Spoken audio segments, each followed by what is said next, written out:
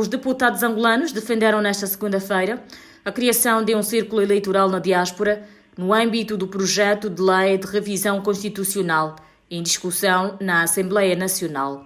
Os deputados, fundamentalmente os da oposição, defendem que, à semelhança do que estava consagrado na Lei Constitucional de 1992, se cria um círculo eleitoral na diáspora. Naquela altura, estava previsto que esse círculo eleitoral tivesse 3 deputados, sendo 2 de África e 1 do resto do mundo. A deputada Mihaela Weber, da UNITA, a semelhança de outros legisladores que levantaram a questão, sugerem que, no atual contexto, o círculo eleitoral na diáspora fosse representado por 5 deputados, sendo 2 para a África e igual número para a Europa e 1 do resto do mundo. As discussões em relação ao tema relativo aos círculos eleitorais foram suspensas devido a divergências com o Executivo, remetendo o assunto para consultas ao nível das estruturas competentes.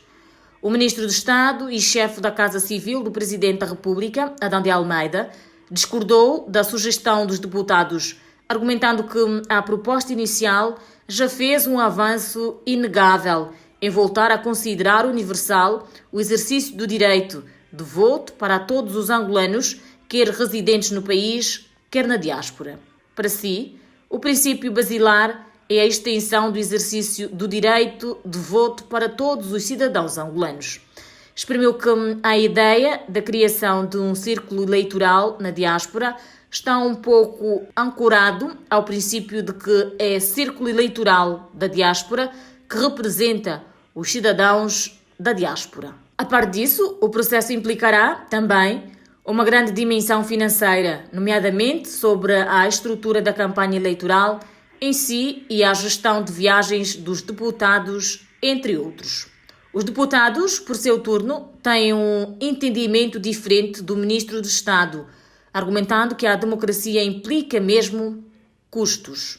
Os deputados angolanos apreciaram também o artigo 145 sobre a inelegibilidade e impedimentos e sobre a renúncia ao mandato de deputado. O deputado André Mendes de Carvalho, da Casa CE, entende que alguém que cumpriu a sua pena e ter ressarcido o Estado não pode ser penalizado, ou seja, ser impedido de concorrer ao posto de deputado.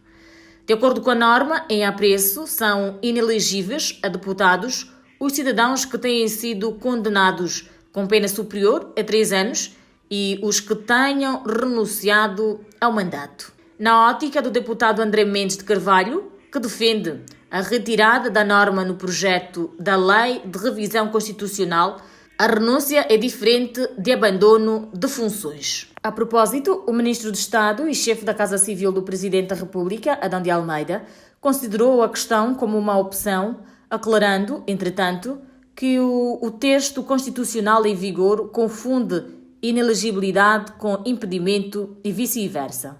Indicou que a questão é que, se num país como o nosso, com fortes preocupações de moralização da sociedade, vale a pena termos nos órgãos de soberania cidadãos com registros criminais maculado. Os ministros de Estado, ministros e governadores provinciais serão alvo de interpelações e audições pela Assembleia Nacional mediante prévia solicitação ao Presidente da República, o qual deve conter o conteúdo da diligência.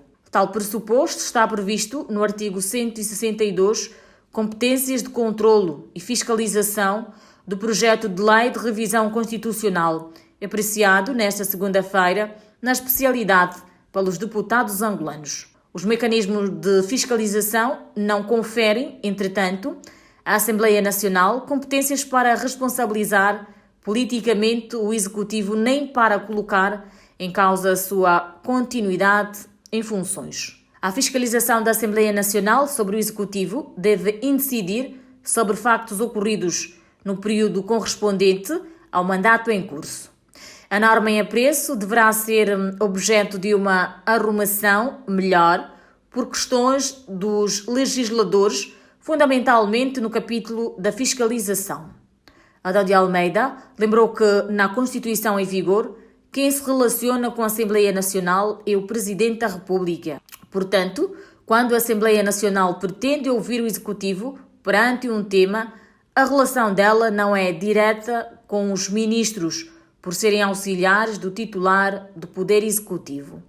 Indicou que cabe ao Presidente da República receber a solicitação da Assembleia Nacional e este, por sua vez, decidir o ministro que irá responder perante o Parlamento sobre o tema proposto.